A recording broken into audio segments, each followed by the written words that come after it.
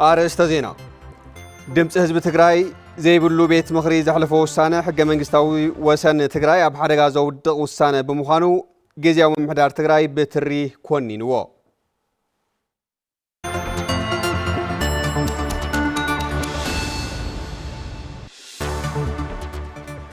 ክሳብ ሕዚ ኣብ ዝተሳለጠ ወፍሪ ዕቀባ ሓመድን ማይን ልዕሊ 4 ሚልዮን ጉልበት ከም ዝኸተተ ቢሮ ሕርሻን ሃፍቲ ተፈጥሮን ኣፍሊጡ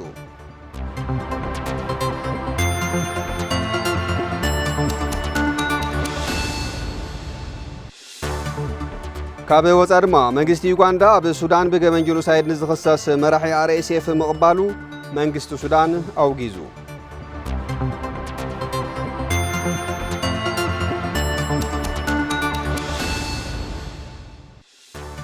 ሰላም ጥዕና ይበልና ዝኸበርኩም ተመልከቲ ቴሌቪዥን ትግራይ እንሆ ሰዓት 1 ኣኺሉ ነዚ ዕለትን ሰዓትን ዝሓርና ዜናታት ሒዝና ቀሪብና ኣለና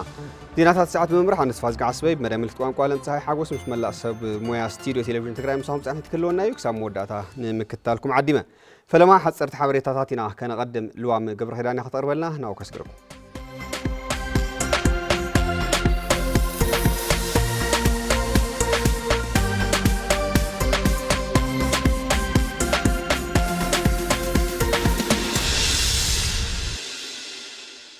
ጥዕና ሃበለይ ከመይ ጸኒሕኩም ዝኸበርኩም ተመልከትና ነዚ ዕለት እዚ ዝመረጽናዮም ሓጸርቲ ዜናታት ሒዝና ቀሪብና ኣለና ምሳና ጽንሑ ፈለማ እዋናዊ መግለጺ ጊዜያዊ ምምሕዳር ትግራይ ድምፂ ህዝቢ ትግራይ ዘይብሉ ቤት ምኽሪ ዘሕለፈ ውሳነ ሕገ መንግስታዊ ወሰን ትግራይ ኣብ ሓደጋ ዘውድቕ ውሳነ ብምዃኑ بتري كم زخنن جزاو من محدار تجراي أفليتو جزاو من محدار تجراي أبزوت أوانا ومجلسي حزب تجراي مسكال أتركون حزبتات كوينو بزكايدو مرر تجادلون بزخفلو كبر مسواتن نقولهم حزبتات بمعرض زجلجل حجة من قستن حدش فيدرالو ديمقراطية وسرعة كتكتل زجبر حزب مخانو عزخ خيرويو زي بمرر قال صدق حزب استدخل حجة من قستن فيدرالو ديمقراطية وسرعة بمتحس زتفت أمن زفت أمزلو بقالات كجلس زتأجم جف أنت كي أكل حزر ما بقولوا حاجة من قصن سبب بريتوريان بمتحس حاجة من قصتا وسن تجري أب حدا جازو الدقوسانة كم زم حلالفة أفلتو إذا دمت حزب تجري زي بلو بيت مغريز حلفة وسانة بصنع خمس غن زفلت أي جزء من محدار تجري إزي حدا جنيا وسانة زش عبو زريع من لاش مزز أب قمة آتيو بأجو أخ الرمن داقم قمة خجبرلون بصنع يحتت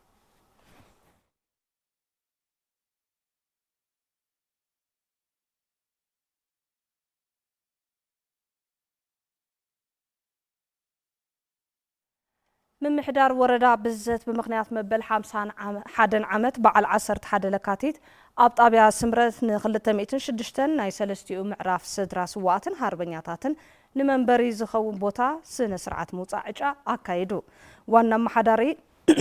كرتا وانا محداري وردا بالذات آيتا يوسف مسجنا محبراون إيكونوميون تأجمع سدرا سواتن هاربنياتاتن نمقراف قدام النتيبهم يشرحوا مهلاهم بمجلاس يخوننبر بسنكي أمر الزجاج مزنبرو عبيت حلقات اتسرح الناتو قاتته بممصو عفت سدرا سواتن هاربنياتاتن قريتا فتيرو 5 صنحه يبرهو حزقنا من انت حلواتن دحننتن تግራይ ዋጋን ዝኸፈሉ መላምል ደቅ ህዝቢ ንስድሮኦም ተጠቃሚ ዝገብር ዝወፀ መምርሕን ኣዋጅን መሰረት ብምግባር ዘለና ሃፍተ ገነት ተጠቅምና ጸገማት ስድራ ስዋኣትን ጸገማት ሃርበኛታትን ንምፍታሕ ዘለና ዓቕሚ ኣብ ግምት እቲና ምኻድ ወሳኒ ኢሎም ሓበሬታን ርክብን ወረዳ ብዘት ከም ጸጸቦ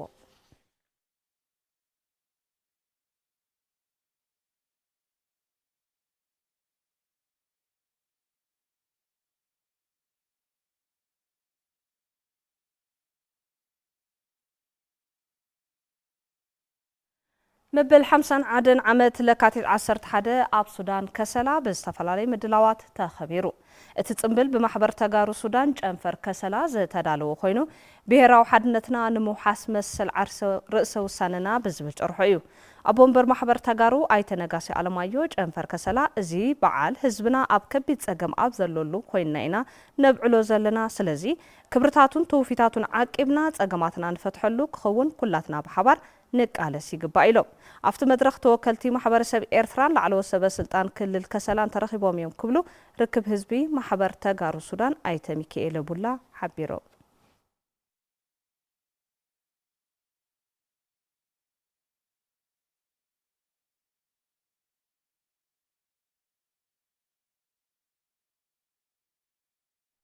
ቤት ምኽሪ ወረዳ እገላ ሰናይ ምምሕዳርን ልምዓትን ንምርግጋጽ ብትኹረት ክስራሕ ከም ዘለዎ ኣፍሊጡ እቲ ቤት ምኽሪ ኣብ ዘካይዶ ራብዓይ ዘበን መበል 42 ስሩዕ ጉባኤኡ ኣፍታ ወረዳ ኣብ ዝሓለፉ 6 ኣዋርሕ ነዋሪ በብደረጅኡ ተጠቃሚ ዝገብሩ ኣብ ዓውድታት ጥዕና ትምህርቲ ሕርሻ ዳግመ ሕዌትን ዝተወገኑ ስራሕቲ ዘተባብዑ እዮም ኢሉ ኣብ ምርግጋጽ ሰናይ ምምሕዳርን ኣብ ወሃብ ኣገልግሎትን ዝተረኣዩ ጸገማት ግና ብዝግባእ ክስርሐሉ ከም ዝግባእ እቲ ቤት ምኽሪ ተሓሳሲቡ ብፍላይ ኣብ ምቁጽጻር ዘይሕጋዊ ንግዲ ውራ መሬት ዘይሕጋዊ ዕደና ናህሪ ዋጋ መሰረታዊ ሸቐጣት ብትኹረት ክስርሐሉ ከም ዝግባእ እቲ ቤት ምኽሪ ፍሊጡ ኣመሓዳሪ ወረዳ እገላ ኣይተ ሙልጌታ ተኽሉ ማሕበረሰብ ተጠቃሚ ዝኾነሉ ባይታ ንምፍጣር ብኣባላት ቤት ምኽሪ ዝቐረቡ ጠለባት ንኽምለሱ ጻዕሪ ከም ዝገብርን እዚ ንኽዕወት ድማ ኣባላት ቤት ምኽሪ ዘድሊ ደገፍን ክትትልን ክገብሩ ይግባእ ኢሎም እቲ ቤት ምኽሪ ሹመት ሓለፍቲ ኣብያተ ጽሕፈት ልምዓት እቶት ኣብያተ ጽሕፈት ጥዕናን ትልሚ ፋይናንስን ብምጽዳቕ ጉባኤኡ ዛዚሙ ከም ጸብጻብ ፍስሓ መዝገበ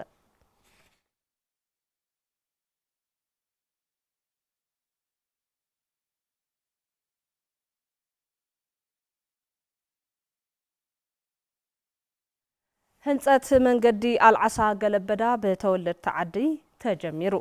ህንጸት መንገዲ ኣልዓሳ ገለበዳ ስራሕ ንምጅማር ኣብ ተኻየደ መድረኽ ዝተረኸቡ ኣተሓባባሪ ማሕበር ልምዓት ኣልዓሳ ገለበዳ ኣይተ ገብረ ዮሃንስ ተካ ከም ዝገለጽዎ እዚ ዝተጣየሸ ማሕበር ኣብቲ ከባቢ ንዝረአ ኩለ መዳይ ጸገም ሕብረተሰብ ንምፍታሕ ከም ዝኾነ ገሊጾም ብሰንኪ እቲ ጸገም ብፍላይ ጥኑሳትን ሓራሳትን ህጻናትን ዓበይትን ሰኣን ጽርግያ ኣደዳሞትን ስቃይን ይኾኑ ስለ ዘለው ነቲ ጸገም ንምዕጋት ፍርያት ሓረስታይ ብዕዳጋ ንምትእስሳርን ንምርኻብን ኣብቲ ከባቢኡ ዘለው ታሪኻዊ ቦታታት ከም መርዓት ኣውዓሮ ዓፃ ኣቡነ ኣብየዝጊ መቓብር ዕርያን ካልኦትን ተበጻሕትን ምግባር ከም ዝኾነ ሓቢሮም እዚ ብተወለድቲ ዓዲ ዝተጀመረ ስራሕቲ ብምድጋፍ ዝተሳተፉ ኣካል መፍትሒ ልምዓት ንክኾን ይገብርዎን ዘለው ምትብባዕን ሓገዝ ብሽምቲ ማሕበር ምስጋናኦም ብምግላጽ ካልኦት ኣብ መላእ ዓለም ዝርከቡ ተወለድቲ ዓድን ፈተውቲ ልምዓትን ኣብዚ ታሪኻዊ ናይ ልምዓት ስራሕ ኣሰሮም ከዕርፉ መልእኽቲ ኣሕሊፎም ኣብቲ መጀመሪ ህንጸት መንገዲ ኣልዓሳ ገለበዳ ዝተረኸቡ ዋና ኣመሓዳሪ ወረዳ ዶጉዓ ተንቤን ዝኾኑ ገብረ ኪሮስ ኣረጋዊ ከም ዝገለጽዎ እዚ ብማሕበር ልምዓት ኣልዓሳ ገለበዳ ጽርግያ ንምስራሕ ዝተጀመረ ተበግሶ ከም ህዝብን ምምሕዳርን ወረዳ ዶጉዓ ተንቤን ክሳብ መወዳእታ ኣብ ጎኖም ኮይኖም ሓገዝ ከም ዝገብሩ ቃል ብምእታው ካልኦት ኣብ መላእ ዓለም ዝርከቡ ተወለድቲ ዓድን ፈተውቲ ልምዓትን ናይዞም ጉዱሳት ወገናት ኣሰር ክኽተሉ ኣተሓሳሲቦም ይብል ጸብጻብ ርክብ ሓበሬታን ወረዳ ዶጉዓ ተንቤን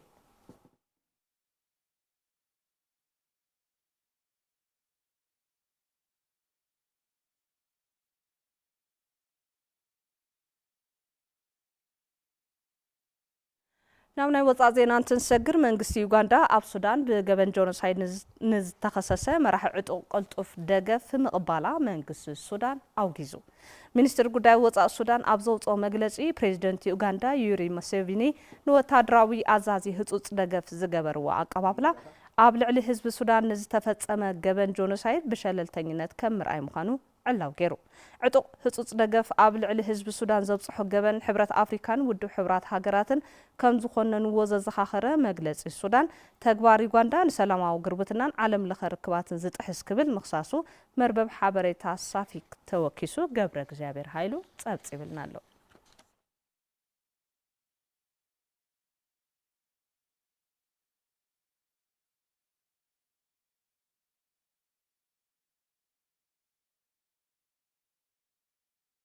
ሓጸርቲ ዜናታት ሰዓት ዛዚምና ንምክታልኩም ድማ ኣዚና አይና ንምስግን ልዋም ገብረ ኪዳን ምሳኹም ጸኒሐ ዝርዝርና ብዘቕርበልና ተስፋ ዝግመጸኩም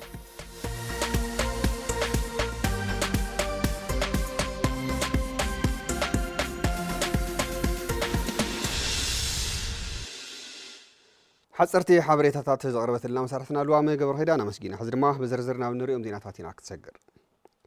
بجنوسايداዊ ኩናት ዝባደመ ሃብቲ ተፈጥሮ ንምድሓን ኣብ ምርብራብ ከም ዝርከቡ ነበርቲ ወረዳ ጣንቋ ምላሽ ገሊጾም ኣብ ወረዳ ጣንቋ ምላሽ ኣብ 18 መፋሳት ዝርከብ ልዕሊ 850 ሄክታር መሬት ወፍሪ ዕቀባ ሓመድን ማይን ይካየደሉ ከም ዘሎ ምምሕዳር ተወረዳ ፍሊጡ ኣሎ ንጉሰ ማረ ዝላኾ ጸብጻቢዩ እያሱ በረካ ቀርቦዩ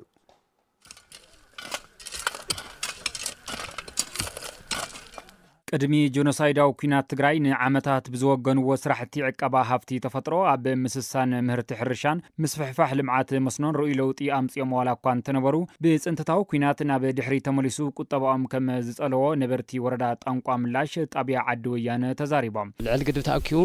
ናብ ጽማቕ ተወርዶ ይነትዕ ንእንስሳ ይጠቅም ለአትክልቲ ይጠቅም ለውጢ ልተሃገርስ ብጣዕሚ ለውጣማ ዝነበረ ገደብ ኣቋሪጹ ዝነብር ብሰንኪ ነበረ ሕማቕ ስርዓት ፍረስረስ ኣብ ዝሓለፈ ጽቡቕ ብዘይ ምትዕንቓፍ ጽቡቕ ልምዓትና ተኻይደ ይቕመጥ ነይሩ በብዓመቱ ይግደብ ጠል እውን ይፈጥር ፍርያት እውን ጽቡቕ እተት ይረክብ ነይሩ ሕብረተሰብና ኣብ መስኖ ይኹን ኣብዚ ናይ ሕርሻ እዚ ይኹን ዝባዕሉ ጽቡቕ ጥቕሚ ነይሩዎ እተታት እውን ጽቡቕ ነይሩዎ ለውጢ ነይሩዎ ካብኡ ድሕሪኡ ድሕሪ ኩነታት ግን ተቋራሪጹ ትስራሕስ ይትረፍደ ክግደብስ ዝባዕሉ ልምዓት እውን ክፈርስ ኽኢሉ ልምዓት እውን ልበሃል የለይ እተት ልበሃል እውን የለይ የተረኸበ ማለት እዩ ሓዛውዚ ብዙሓት ጸገማትስ ሓሊፉ እዩ ሓሸ ይነሩ ጽቡቕ ልምዓታዊ ገስጋሰና ገስገሰ ነይሩ እቱ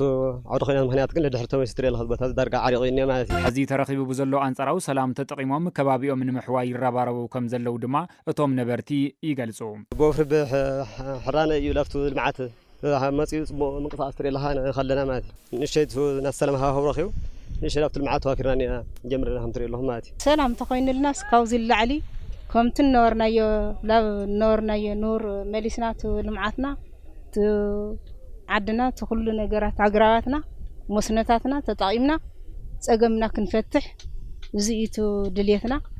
ሕብረተሰብና እውን እዚኢ ልምነ እዚ እውን ስለ ልደለየ ብወነ ተሓጓስ እውን ወፊሩ እኒኦ ልምዓት ይርከብሎ ማለት እዩ ከምታ ቅድሚ ኸዚ ዝነበረት ሰላምና እናደገፍና ሰላምና እናተረጋግአ ላብዛ ግድብና ላብ ጥሪት ናይ ላብ ሓምልታት ንሪኦ ነበርና ኣንፈት ንእሽተን ላኡሉ ክቕጽል ኢና እንደሊ ዓብዪ ወረዳ ጣንቋ ምላሽ ቅድሚ ጆኖሳይዳዊ ኩናት ልዕሊ 10,000 ሄክታር መሬት ብወፍሪ ክዕቀብ ተገይሩ ምንባሩ ብምዝኽኻር ኣብዚ ዓመት ኣብ 9 ጣብያታት ዝርከቡ 18 መፋስሳት ልዕሊ 850 ሄክታር መሬት ኣብ ዝሽፍን ወፍሪ ዕቀባ ሓመድን ማይን ከም ዝካየድ ዝገለጹ ድማ ምክትል ሓላፊ ቤት ጽሕፈት ዘፈር ቁጠባ ወረዳ ጣንቋ ምላሽ ኣይተ የማነ ብርሃን ሃፍቱ እዮም 859 ሄክታር ምሽፋን እዩ ንቀሳቀስ ዘለና ኣብዚ ተጸንዐ ሓይሊ ሰብና 13307 ብድምር ማለት እዩ ብሓይሊ ሰብ ተጸንዑ ስራሕ ዝርከብ ያው ናብ 23 ምስ ናይ ወፍሪ ሰማታት ደሚርና ክንሪኦ ተለና ልዕሊ 231 ሽሕ ዝኣክል ጉልበት እዩ ኣብዚ ክወፍር ትጽቢት ዝግበር እሱ እውን ያው 859 ሄክታር እውን ሽፋንና ክብን ማሊና ንሰርሕ ዘለና ኣብዚ ናይ ጠላዕ ቀብቲ بصفحات ኢና ንሰርሕ ዘለና ማለት እዩ ሕዚ ኣብ ናይ ቀደም ሰርሕ ዝነበርና ዛላ ብእምኒ ጥራሕ እዩ ነይሩ ሕዚ ግን ሓመድን ማይን ብዛዕቆርም መንገዲ ኢና ስራሕቲ ንሰርሕ ዘለና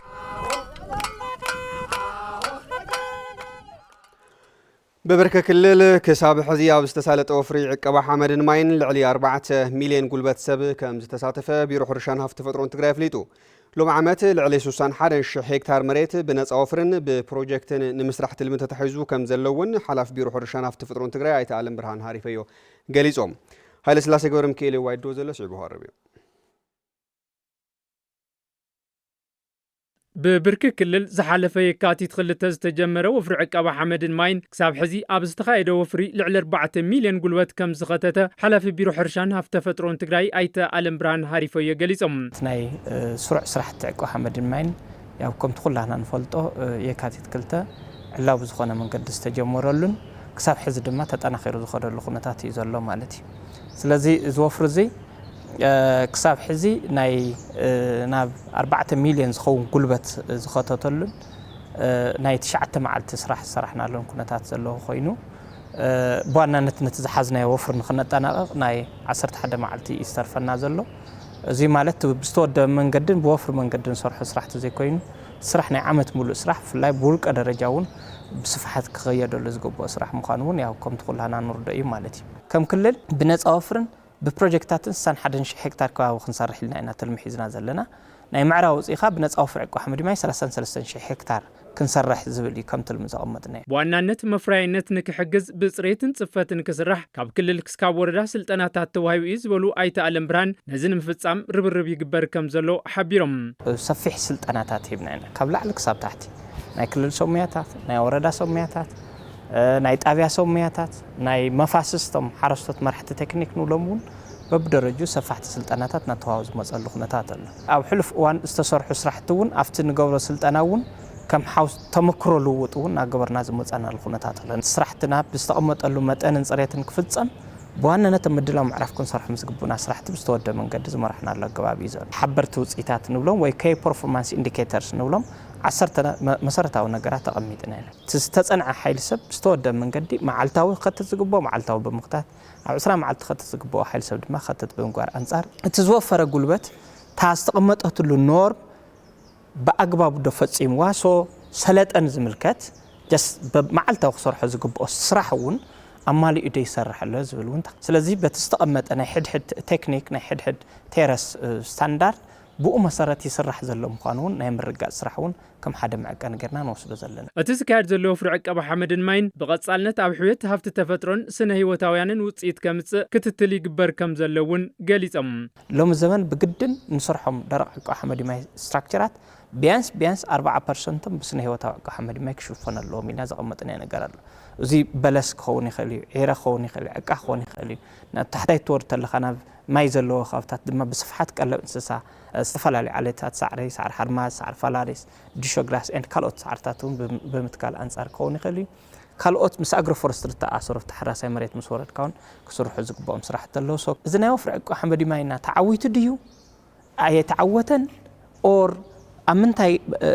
ስታተስ እዩ ዘሎ ኢልና ንዕቅነሉ ብግምት ኣይኮነስ በተን 10 ዋና ሓበርቲ ውፅኢታት እዚአን ድማ ናይ ባዕለን ሳይንሳዊ መዐቀን ኣለዎን በኣ ተዓዊተን እንደ ይተዕወተን ናልና ንኸደሉ ኩነታት ኢና ንፈጠር ዘለና ማለት እዩ ክሳብ ሕዚ ዘሎ ፈፃፅማ ክትርኢ ከለኻ ወፍርና ኣብ ክሊ ከምዚ ዝበለ ሲትዌሽን ኮይንካ ዕውት ስራሕ ምስራሕ ዝከኣል ምዃኑ ሕዚ እውን ህዝብና ብዝተወደ መንገዲ ልምዓቱን ሰላምን ክሕልወሉ ዝኽእል ምንቅስቃስ ዘሎ ምዃኑ ብተግባር ንሪእሉ ዘለና ኩነታት እዩ ዘሎ እቲ ወፍሪ ዕቀባ ሓመድን ማይን ኣብቶም ዝቕፅሉ 11 መዓልትታት እውን ዝለዓለ ስራሕ ንምስራሕ ርብርብ ይግበር ከም ዘሎ ሓላፊ ቢሮ ሕርሻን ሃብቲ ተፈጥሮን ትግራይ ኣይተ ኣለም ብርሃን ሃሪፈዮ ሓቢሮም ብተመሳሳሊ ዜና ስራሕቲ ዕቀባ ሓመድን ማይን ተጠናኺሩ ክቕፅል ብምግባር ኣብ ሃፍቲ ተፈጥሮን ስነ ህይወታውን ለውጢ ከምጽእ ከም ስራሕ ሓላፊ ቢሮ ሕርሻን ሃፍቲ ተፈጥሮን ትግራይ ኣይተ ኣለም ብርሃን ሃሪፈዮ ሓቢሮም ስዒቡ ቀርብ እዩ ናይ ሃፍቲ ተፈጥሮ ስራሕትና መፍረያይን ኤንድ ዝተዋደደን ጌርካ ናይ ምምራሕ ጉዳይ ሶ እዚ በዋናነት ሕዚ ነውጓዕ ዘለና ስራሕትና እዩ ሓመድ ማይ ስራሕትና ብዝተተሓዋዘሉ መንገዲ ክኸይድ ናይ ፕሮጀክታት ስራሕቲ ኣለና ምስ ናይ ዕቀባ ሓመድ ማይ ስራሕቲ እውን ተጠናኺሩ ክኸይድ ብቐንዲ ድማ 5 ምታት ንብለን ምስ ሓምለዋይ ልምዓት ስራሕትና ናይ ምኽላል ናይ ምሕላው ናይ ምትካል ናይ ምቕራብ መማረፅን ናይ ምጥቃም ስራሕትን ኣዋስዲድና ክንከድ ከም ዘለና ሶ ዝተዋደደን ኤንድ መፍረያይ ዝኾነ ናይ ሃፍቲ ተፈጥሮ ልምዓት ስራሕትና እዚ ኣጠናኺርና ክንከይድ ዝግበአና ምዃኑ እቲ ሓደ ክቕመጠሉ ዘሎ ስለዚ ሕዚ እውን ኣብ ዝተዋደደን ኣብ መፍረያይን ሃፍቲ ተፈጥሮ ናይ ምርውራብ ስራሕ ቁፅሪ ሓደ ናይ ትኩረት ማእኸልና ኮይኑ ክቕፅል እዩ ማለት እዩ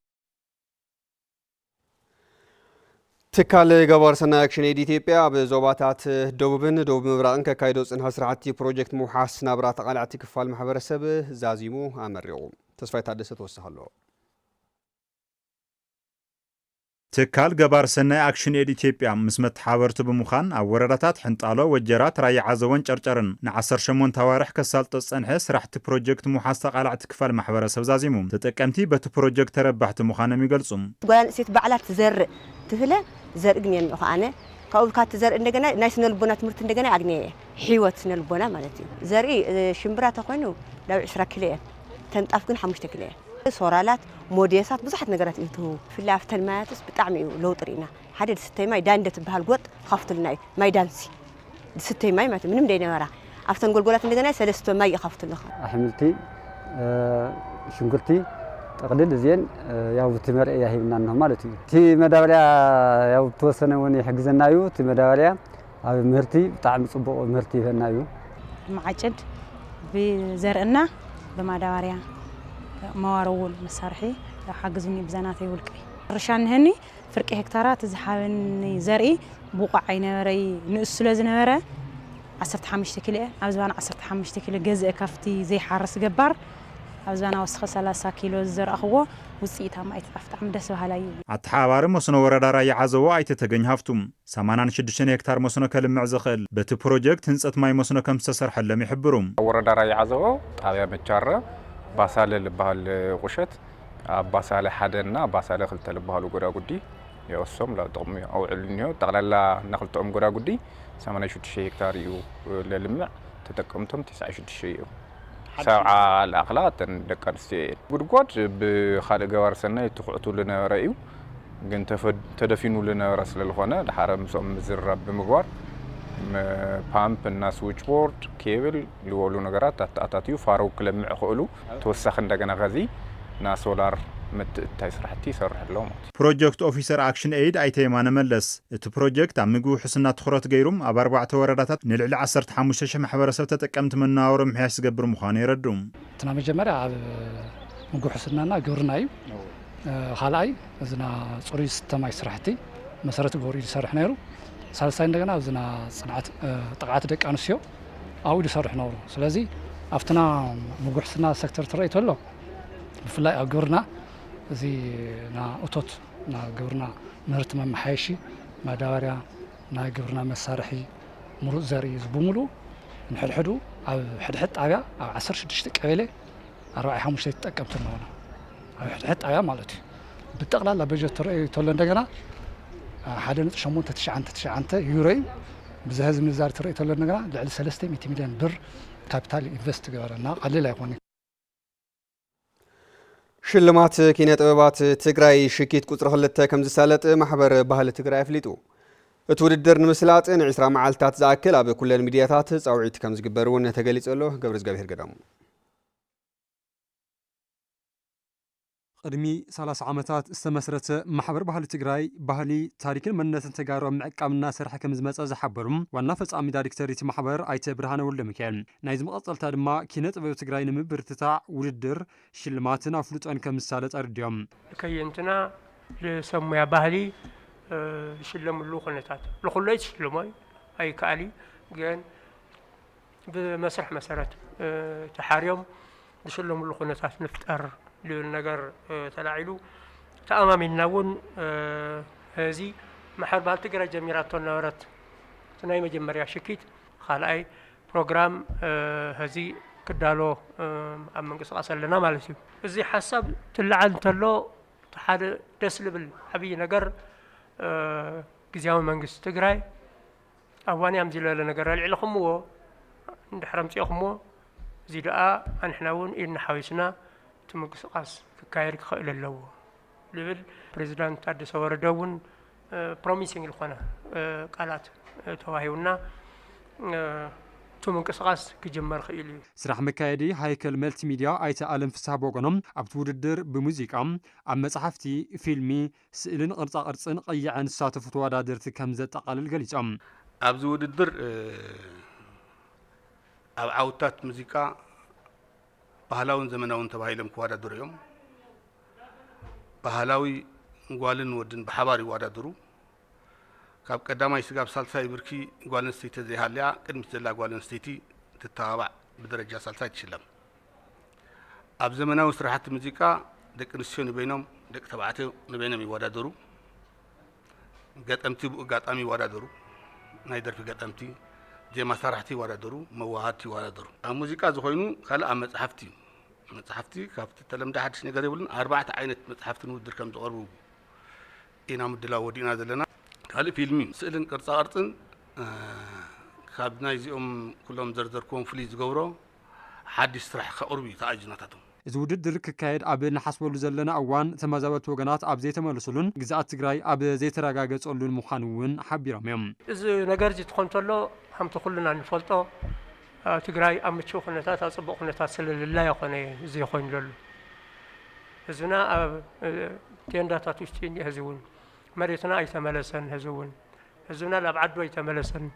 كأول وأصب زحين سجرات ون سلل اللو زين هاللي ونتخنا زين هاللي ونتخنا قداي بهلن كنت أواتن لقون نقرفوا يا خني عادة توادر كاب زحلفت فيلم عود حنت وددر حنت سرح راح يقر اب زمناو خوادر خليو بحنت سرح اما خته خوادر خلي بحنت سرح اب بهلاون خوادر خليو اب زمناو 3-4-10 درف سلازلو 10 يقربوا يخدني اتوددر نمسلات نعيسرا معالتا زاكل اب كلن ميدياتات صاوعت كم زغبر ون تغليصم كبرات تملكتنا كاب غديات كومونيكيشن تግራይ ዝበጽሐና ሓበሬታ ኣሎ ናው ከስክረኩም ብሔራዊ ቦርድ መረፃ ኢትዮጵያ ዕለት 16 ወርሒ 2018 ዓመተ ምህረት ንሓሙሽተ ክልላት መረፃ ትግራይ መልኪቱ ዘሕለፈ ውሳነ ሕገ መንግስታዊ ጸረ ውዕል ፕሪቶሪያ ግዛታዊ ሓድነት ትግራይ ዝመቃቅልን ጎንፂ ዘናህርን ይክብል ግዚያዊ ምሕዳር ትግራይ ኮኒንዎ ጉዳያት ኮሙኒኬሽን ትግራይ ኣብዘውፅኦ መግለጺ ኩሉ ትግራዋይ ኣብ ክልል ዘለው ኣፈላልያት ኮይኑውን እንተኾነ ነቲ ብቦርድ መረፃ ኢትዮጵያ ዝወፀ መግለጺ ብሓደ ቃልን ብሓደ መንፈስን ክቃወምን ሓድነቱን ከጠናኽርን ጻውዒት ቀሪበሎ እቲ ዋናው መግለጺ ጉዳያት ኮሙኒኬሽን ሃይለ ሚካኤል ገሰሰ ኣዋዲድዎ ኣሎ ሲዕቡ ቀርብ እዩ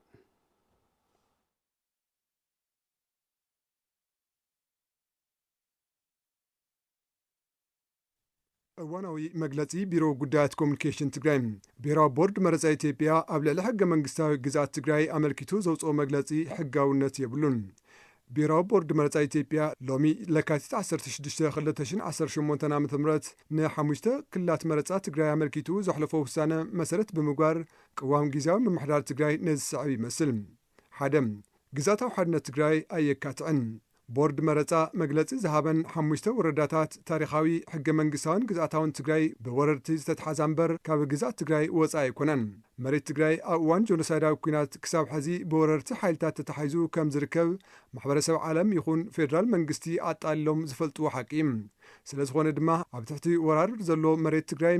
ኣብ ትሕቲ ወራር ዘሎ መሬት ከም ኣካታዒ ጌርኻ ምቕራብ ቅቡልነት የብሉን ዘይኹሩምትኻ ሕፃ እንትተሓይኸሉ ከም ዝበሃል ተመዛበልቲ ኣብ ፈቐዶ ቴንዳን ካልኦት ኣጸገምቲ ስፍራታት ተደርብዮም እናሃለዉ መረፃ ክካየድ ምሕሳብ ስልጣን ካብ ምንዋሕ ወፃኢ ካልእ ትርጉም የብሉን ክልተ ምጥሓስ ውዕሊ ፕሪቶርያ ውዕሊ ፕሪቶርያ ብወረርቲ ዝተተሓዘ ቅድሚ ፅንተታዊ ኩናት ኣብ ትሕቲ ምምሕዳር ትግራይ ዝነበረ ግዛታዊ ሓድነት ናብ ግዜያዊ ምምሕዳር ትግራይ ክምለስ ከም ዝግባእ ብግልፂ ይድንገግ እዚ ናይ ሎሚ መግለፂ ነቲ ወራሪ ሕጋዊ ሽፋን ካብ ካልእ ትርጉም የብሉን ሳልሳይ ጉዳይ ተመዛበልትን መረፃን ኣብተን ዝተጠቐሳ ወረዳታት ዝነብሩ ተወለድቲ ትግራይ ካብ መረበቶም ተፈናቂሎም ኣብ መዕቆቢ ካምፕታትን ኣብ ስቃይን መከራን ይርከቡ እዞም ወገናት ብክብርን ውሕስነትን ናብ መረበቶም ቅድሚ ምምላሶም ዝግበር መረፃ ፍጹም ተቐባልነት የብሉን ቀዳምነት ክውሃቦ ዝግባእ ድሕንነትን ምምላስ ተመዛበልቲ እምበር ኣብ ስደት ኮይኖም ብዛዕባ መሬቶም ክውሰን ምግባር ገበን ምዃኑ ክፍለጥ ይግባእ ራብዓይ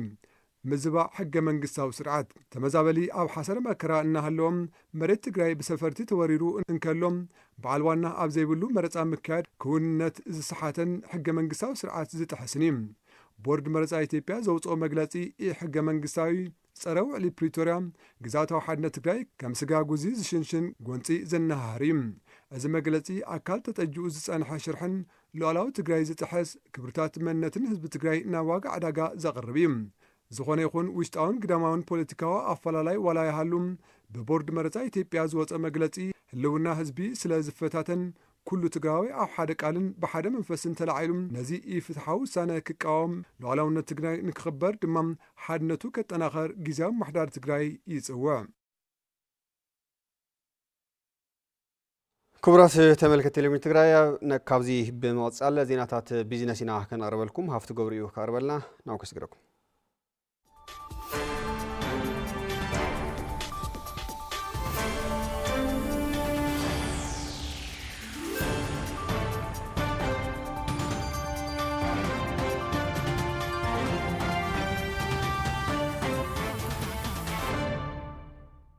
يمسجن تسفازجي سلام طعنا هبل يزخوركم تملكتنا نزعلت زي زحرنا يوم زيناتات بيزنس حيزا قريب لكم مكتالكم عديمة فلما نزيناتات بيزنس سبونسرز جبرنا هورن أفريقيا ريلستيت ملكتو تختاتين نحن ملس ناي بيزنس زينا سبونسر هورن أفريقيا ريل ستيت أب كتما مغالا ننابراب زمتشو عين بوتا ماب كباب الدعرون نمنبري أبايتن نقدن زوعل بعل 15 دبر هنسا أم مسرح يركب أماراتي حيل إلكتريك جنراترز تقت أملام ኣተኣማማኒ ማይ ከርሰ ምድሪ ፓርኪንግ መኻይን ንማሕበራዊ ጉዳያት ዘድልዩ ቦታታትን ዘካተቱም ደረጃኦም ዝሓለው ገዛውቲ ብ15 ሚእታዊ ቅድመ ክፍሊት ጥራይ ወነንቲ መንበሪ ኣባይትን ንግድን ይኾኖም ሆርን ኣፍሪካ ሪል ስቴት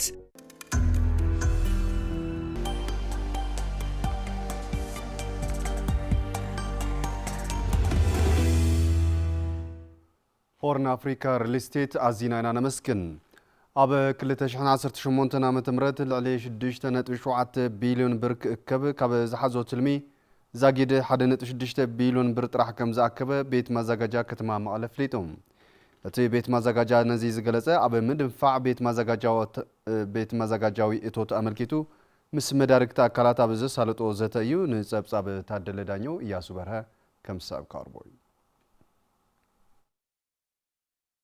ቤት ማዘጋጃ ከተማ መቐለ ኣብ ምድንፋዕ ውሽጣዊ እቶትን ስራሕቲ መሰረተ ልምዓትን ኣመልኪቱ ምስ ሰራሕተኛታት ቤት ማዘጋጃ ክፍለ ከተማታትን መዳርግቲ ኣካላትን ዘትዩ ኣካይዲ ስራሕ ቤት ማዘጋጃ ከተማ መቐለ ኣይተ ወረስ ገብረ ጻድቃን ኣብዛ ዓመት 6.7 ቢልዮን ብር ኣታዊ ክርከብ ትልሚ ከመ ዝተተሓዘን ዛጊድ 1.6 ቢልዮን ብር ከመ ዝተኣከበን ብምግላጽ እዚ ምስ ጠለብ መሰረተ ልምዓት ኣዝዩ ትሑት ከመ ዝኾነ ኣብርሆም 6.7 ቢልዮን ክንእክብ ሓሲብና ሕዛ ኣኪብናዮ ዘለና ከባቢ 1.6 ቢልዮን እዩ ሚኒማም ኣብዚ ፍርቂ ዓመት 3.5 ክሳብ 4 ቢልዮን ክንእክብ ይግባእ ነይሩ ዝሓዝናዮም ኮብልስቶናት ዝሓዝናዮም ገራጋም ስራሕቲ ዝሓዝናዮም ናይ ኣስፋልት መንገዲ ስራሕቲ ዝሓዝናዮም ካልኦት ዘጽደቕናዮም መደባት ደው ኢሎም እዮም ዘለዉ ፕሮጀክትታትና ደው ኢሎም እዮም ዘለዉ ኣታዊ ደው ኢሉ እዩ ዘለዉ ክፍሊታት ደው ኢሉ እዩ ዘለዉ ኣብ መሰረተ ልምዓት ዘለው ጸገማትን ምፍታሕ ምድንፋዕ ቤት ማዘጋጃው እቶት ወሳኒ እዩ ዝብሉ ኣይተወረስ ነዚ ንምዕዋት እውን ትኹረት ሂብካ ምስራሕ ይግባእ ኢሎም ብኣግባቡ እንድሕር እቶት ዘይኣኪብና በጀት ስለ ዘይብለይ ካሽ ስለ ዘይብለይ ክሰርሕ ይከኣል ኩል መልሲ ክኸውን ኣይኽእልን እቶት መሓይሽና ጽንቂቕና ሰሪሕና ኮሚትመንት ወሲድና ሓላፍነት ተሰሚዕና እንድሕር ዘይፈጺምናዮ ህዝቢ ካብ ዘለዓለም ጉዳያት ሓደ መሰረተ ልምዓት እዩ ኩለን መደባት ናይ ቤት ማዘጋጃ ናይ መሬት ናይ ካልኦት ኣካላት ክንፍጽም እንድሕር ኮይና ቤት ምኽሪ ከተማ መቐለ ዘጽድቆም ካቢነ ከተማ መቐለ ዘጽድቆም መደባት ክንፍጽም እንድሕር ኮይና ነምበር 1 አጀንዳ ውሽጣዊ እቶት ቤት ማዘጋጃ ምዕባይ እዩ እቶት እንተዘይዓብዩ ኩሎም ቶም መደባት ክፍጸሙ ኣይኽእሉን ቤት ማዘጋጃው እቶት ተመሊሱ ንረብሓ ህዝቢ ከመ ዝውዕል ዝገለጹ ኣተሓባባሪ ከይዲ ስራሕ ቤት ማዘጋጃው እቶት ከተማ መቐለ ኣይተ ሙልጌታ ገብረ ኢየሱስ ሕብረተሰብ መሰሉ ንኽረክብ ኣብ ምኽፋል ግብሪ ግቡእ ክፍጽም ከመ ዝግባእ ኣገንዚቦም ኢኮኖሚያዊ ኩነታት ናይቲ ከተማ ሓፍ ንምባል ጠለብ ማሕበረሰብ ዜጋታት ንምምላስ ኣታዊ ምዕባይ ግድን ስለ ዝኾነ እቲ ናይ መሰረተ ልምዓት ስራሕቲ ዝተፈላለዩ ነገራት ስራሕቲ ዝውዕል ንፕሮጀክታት ስራሕቲ ዝውዕል ስለ ዝኾነ ስለዚ ንመዘጋጃየት ምኽፋል ማለት ንገዛኻ ምኽፋል ዝብለ ተሓሳስባ ክሓስብ ክኽእለሎ ኩሉ ድማ ትኹረት እዩ ኣብ ቤት መዘጋጃ ኣብ ምኽፋል ታሪክ ክጻወተሎ የክጽውዕ ደሊ ተሳተፍቲ እቲ ዘተ ብወገኖም እቶት ንምድንፋዕ መምርሕታትን ደንብታትን መሰረት ዝገበረ ምእካብ ግብሪ ትኹረት ሂብካ ክስርሐሉ ከመ ዝግባእ ኣስሚሮም ኣለዉ እቶት ማለት ናይ ማንም ይኹን ናይ ማንም ዜጋ ግዴታ እዩ ዝኾነ ዓይነት ሰርቪስ ዝረክብ ወይ ዝሰርሕ ግብሪ ክኸፍል ግዴታ ኣለዎ ኩለና መድረክቲ ኣካላት እቶቶም ምእካብ ናብ ዓልና ዝተዋጽኦ ጌርና ኩሉ ማሕበረሰብና ንቤት መዘጋጃ ዝገብሮ ክፍሊት ቶ መድረክቲ ኣካላትና እውን ናብ ቤት መዘጋጃ ክፍሊት ክኽፈል ሃምለለዎ ኩላትና በብጽሒትና ክንዋጻ ክንኽእል ተለና እዩ ኣብ ማይ ንሰርሖም ስራሕታት ኣብ ከምዚኦም ዝበሉ ናይ ጠቕላላ ናይ መሰረተ ልምዓት ስራሕታት ንኽሰፍሕ ንኽምዕብል ቤት መዘጋጃ እቶት ክድንፍዕ ተሎን ክዓቢ ተሎን ጥራሕ እዩ ተጀሚሩ ዘሎ ምልማዕ ፕሮጀክት ተክሊ ዒቃ ካብ ምስፋሕ ገጠር ኢንዳስትሪያላይዜሽን ብተወሳኺ ንብርክት ዝበሉ ወገናት ዕድል ስራሕ ዝፈጥር ብምዃኑ ብቕልጡፍ ተግባራዊ ንምግባር ከም ዝሰርሕ ተገሊጹ ቢሮ ሕርሻን ሃብቲ ተፈጥሮን ትግራይ ነዚ ዝበለ ኢኮኖሚያዊ ረብሓ ዘይብሉ ተኽሊ ኣይተኸል ብዝብል መሪ ሓሳብ ምስ መንግስታውን ዘይመንግስታውን መዳርግቲ ኣካላትን ዘተ ኣብ ዘሳለጠሉ እዋን እዩ ኢየሩሳሌም ገብረ መድህን ተወሳኺ ሒዛላ ሕብረት ስራሕ ማሕበር ኢንዱስትሪታት ፉነት ቢሮ ሕርሻን ሃብቲ ተፈጥሮን ትግራይን መስፍን ሓጺነ መጺን ኢንጂነሪንግን ፕሮጀክት ተኽሊ ዒቃ ሓቢርካ ንምልማዕ ሰነድ ስምምዕ ምፍራሞም ይዝከር ነዚ ተግባራዊ ንምግባር ድማ ኢኮኖሚያዊ ረብሓ ዘይብሉ ተኽሊ ኣይተኸል ብዝብል መሪ ሓሳብ ምስ መንግስታውን ዘይመንግስታውን መድረክቲ ኣካላት ዘተ ኣሳሊጡ ኣካቢ ቦርድ ማሕበራት ሕብረት ስራሕ ኢንዱስትሪታት ፉነት ኣይተ መኮነን ጸጋይ ኣብ ውሽጢ 5 ዓመት ንኹለን ወረዳታት ትግራይ ክሓቁፍ ተሓሲቡ ዝተጀመረ ፕሮጀክት ዒቃ ዛጊድ ኣብ ብ12 ወረዳታት ተግባራዊ ምዃን ምጅማሩ ይገልጹም ل10,000 مناسي ኣብ ቅሸቶም ዳህለው ስራሕ ክፈጥር ማሕበራዊ ምንቅናዕ ክትፈጥር ለውጥ ቅሸት ወይ ቀጠና ክትፈጥር ከም ትኽእል ሓሳብ ተበጊሳ ክሳብ ሕዚ ኸይድና ዘለና ኣብዞም 12 ወረዳታት ዘምረትዎም ናይ ተፈልቲ ፀባያታት እዩ ካብዚኦም ጎታት ዘሪኦም ኣለው ተተኺሎም ኣለው ዓብዮም ጽቡቕ ምዕባለ ኣሎም ንቐጻሊ ግን ኩለን ቅሸታት ትግራይ ብልብዓት ዒቃ ክለምዓ እዩ ኣይተመኮነን ፕሮጀክት ተኽሊ ዒቃ ተግባራዊ ብምግባር ውጽኢት ፍርያት ኢንዱስትሪ ንምዕባይን ናብ ዕዳጋ ንምቕራብን ቁጠባ ትግራይ ኣብ ምድልዳል ወሳናይ ምዃኑ ይሕብሩ ኣብ ኢትዮጵያ ከሻ ንኣብነት ፕላስቲክ ቅድሚ ሕዚ ንጥቀም ነርና ተረሽዋ ካሻ ጨረት ተባሂሉ ጽዋዕ ማለት እዩ እሱ ብናይ ኢትዮጵያ ሕጊ ሕዚ ተኸልኪሉ እዩ እዚ ማለት ናብቲ ኦርጋኒክ ዝኾነ ከም ናይ ዒቃ ፋይበር ናብኡ ንኽንኣቱ የገድደሎ ማለት እዩ ሶቶ ኣብ ኢትዮጵያ ዝመጽእ ዘሎ ግዴታ ነቲ ናይ ፋይበር ፕሮጀክት ሓደ ዕድል ኮይኑ ከገልግል እዩ ዕዳጋና ኣብ ትግራይ ወይ ኢትዮጵያ ጥራሕ ዘይኮነስ ኣብ ዓለም ዘሎ ብምሉእ ዕዳጋ ክንጥቀም ኣብ ዓለም ጣዕሚ ተደላይን ስካርስን ስለ ዝኾነ ኤክስፖርት ብምግባር ክነባጽሕ ባዕልና ባሊ ኣድጌርና ከዓ ተፈላለዩ ግብኣታት ክውዕል ኣብ ዝሓለፈ ዓመት ልዕሊ 300 ሄክታር መሬት ብብርኪ ትግራይ ብተኽሊ ዒቃ ተሸፊኑ እዩ ዝበሉ ተወካሊ ቢሮ ሕርሻን ሃብቲ ተፈጥሮን ትግራይ ኣይተ ተስፋ ኣለም ገብረም ይኹን እምበር እዚ እኹል ብዘይ ምዃኑ ካብ ዝንላዕሊ ምስራሕ የድሊ ኢሎም ተኽሊ ዒቃ ፈሊና ፈልስታት ነርሰሪ ወይ ከዓ ሽግን ጠራታት መጽርና ኣብ ተኸላይና ንርከብ መፋስሳቱ መጽርና ኣግሮ ኢኮሎጂ ቤዝ ዝገበረ ናይ ተኽሊ ዒቃ ብስፍሓት ክምረድ ምክንያቱ እቲ ኢንዱስትሪ ክቕልብ ዝኽእል ሕዚ ብተግባር ታሕቲ ንኦ ክቕልብ ዝኽእል ዒቃ የለን ማለት እዩ ምክትል ሓላፊ ቢሮ ኢንዱስትሪ ትግራይ ኣይተ መሓሪ ገብረ ሚካኤል ብወገኖም ምህርቲ ዒቃ ነቲ ዝሕሰብ ዘሎ ገጠር ኢንዱስትሪላይዜሽን ዕውት ንምግባር ማሽነሪታት ኣብ ምቕራብን ኣድላይ ደገፍ ንምግባርን ክስራሕ ኢሎም ሕዚ ንሓስቦ ዘለና ኣብ ገጠር እዩ ኣብ ገጠር ድማ ኩለን ኤሌክትሪክ ዘሎ ይኮነን ወይ ድማ መብራህቲ የብሉን ሰለስተ ማሽናት ካብ ንፋስ ካብ ፀሓይ ከምኡ ድማ ፍሪ ኤነርጂ ዝበሃል ድማ ሕጂ ትግራይ ብፍሬም ጀማል ሜካኒካል ኢንጂነሪንግ ዝፈሪ ዝተጀመረ ኣሎ ከምቲ ትማሊ ብዜና ብትግራይ ቴሌቪዥን እውን ዝቀርብ ዝነበረ ዘርአናዮ ማለት እዩ ስለዚ ንሳተን ኣብቲ ማሽን ንሱ ተገጢሙለን ብቐሊሉ ክንቀሳቐሳ ዝኽእላን ናብ ኩሉ ማሕበረሰብ ናይ ተገባር ክባፅሕ ኣብ ዝግበር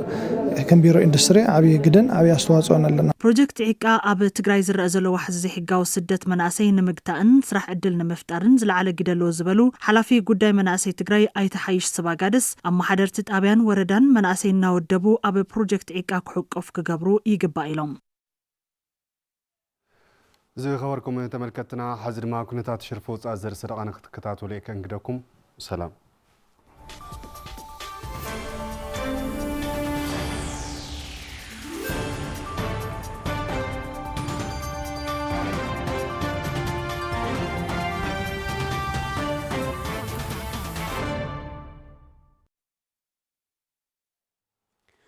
كبرات تملكتنا حزر ما أنا بزينات سبورتنا كنت سجر زينات سبورت الساعات بمسارتنا حابن كحسائي كغربلنا ناوكسكركم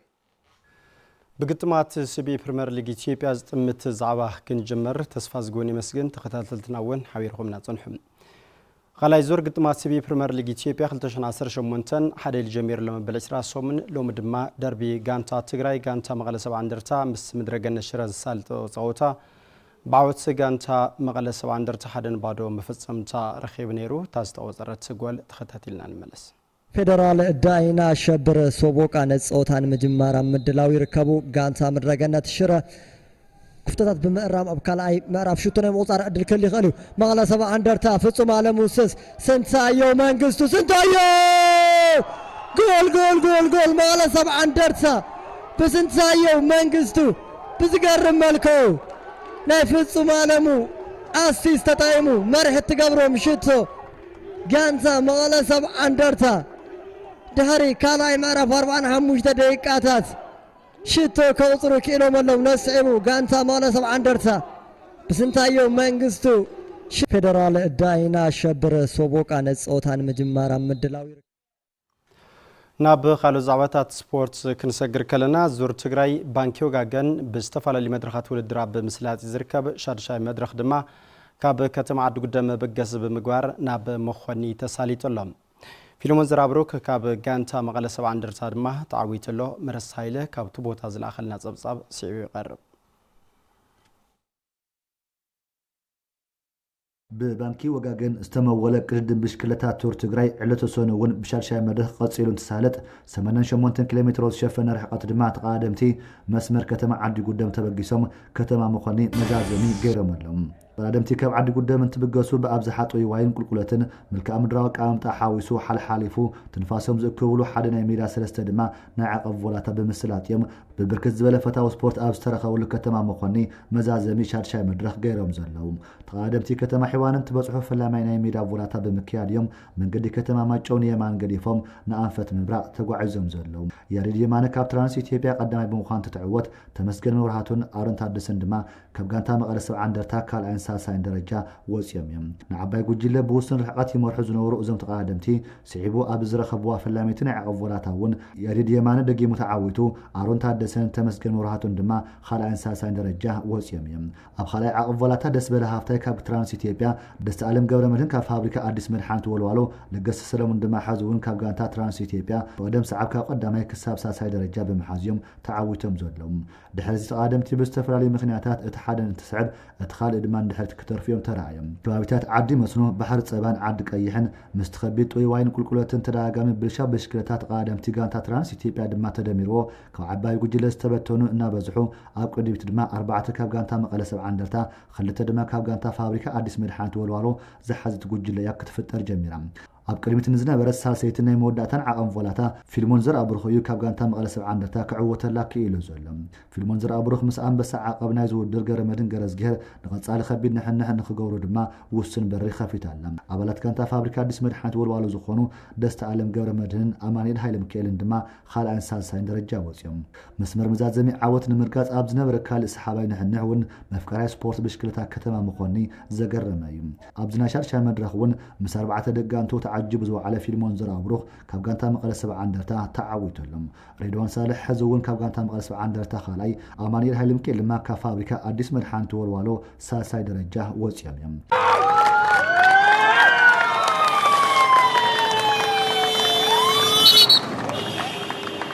حفشات قادمتي كاب ساعات بمأخلاي 38.75 كيلومتر دما تጓعزم اللهم كاب كتما شرارو تبقيسو كتماتات زوا سمين معراب مأخلين ممراغن كتما مقالن سغيرو اب زوادو كتما مخون زبصح قدم بشكلتا تور تግራይ بانكي وغاغن زاغيدا بشدشه مدرخات لعلي 600 كيلومتر شفانه خوينو دست عالم ገብረመድህን ድማ ካብ ጋንታ አዲስ መድሓኒት ወልዋሎ ንቢጫ ማልያ ካብ ኮሮም ሃፍታይ ተረኪቡሎም ናይ ሜዳ ለገሰ ሰለሙን ብናይ ዓቀብ ድማ ገብረመድህን ገረዝጌር ክልቲዮም ካብ ጋንታ ትራንስ ኢትዮጵያ ዝመርሑ ዘለዉ ተቀዳደምቲዮም ብርክት ዝበል ናይ ደረጃ ለውጣት ዘርአየ ናይ ዕለተ ሰነ ውድር ኣብ ናይ ጋንታት ደረጃ ድማ ጋንታ መቐለ 70 እንደርታ መሪሕነታ ካብ ትራንስ ኢትዮጵያ ተረኪባላ ንድምቀት መበል 51 ዓመት ልካት 11 ምክንያት ብምግባር ዝካየድ ዘሎ ቅድም ብሽክለታ ባንኪ ወጋገን ቱር ትግራይ ዕለተ ሰሉስውን ብሻውዓይ መድረኽ እንትትቐፅል ካብ ከተማ መኾኒ መበገስ ገይሩ ከተማ ዓዲ ጉደም ዝበፅሕ 88 ኪሎሜትር ዝሸፈነ ርሕቀት ድማ ከሳልጥ እዩ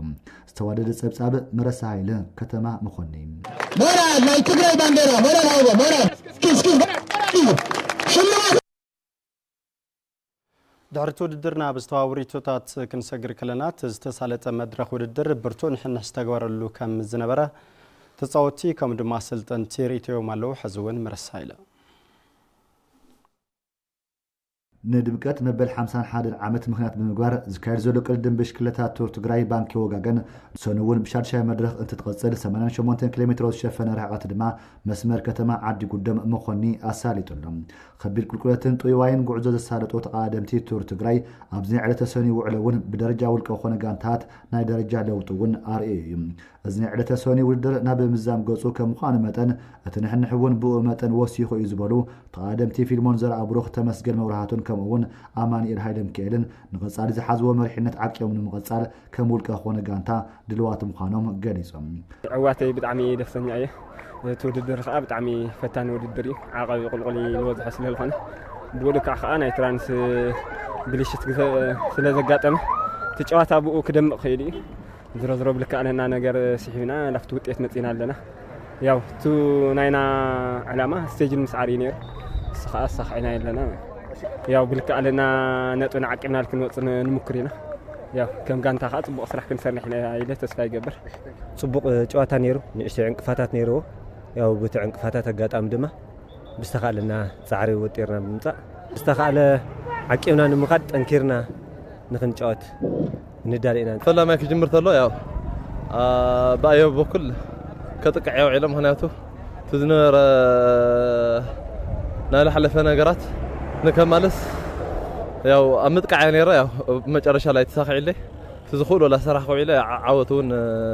ተጎናጽፍና ነና አሪፍ ነሩ ከብዙ ተወሳኺ አሰልጣኒ ጋንታ መቀለ 70 እንደርታ ታደሰ ሚካኤልን አሰልጣኒ ፋብሪካ አዲስ መድኃኒት ወልዋሎ ዮናስ ዘራ አብሮኸን በወገኖም ተወድደር ተራጋሚ ብሽከተና የምብልሻው ተርኢታት ከም ዝነበርዎ በመሕባር ሶሉስ ዝግበር ወድር ዓቀብ ዝበዝሖ ከም ምዃንን መጠን ተወሳኺ ዓቕምን መሪሕነትን ከም ዝሓተቱውን ገሊጾም እዮም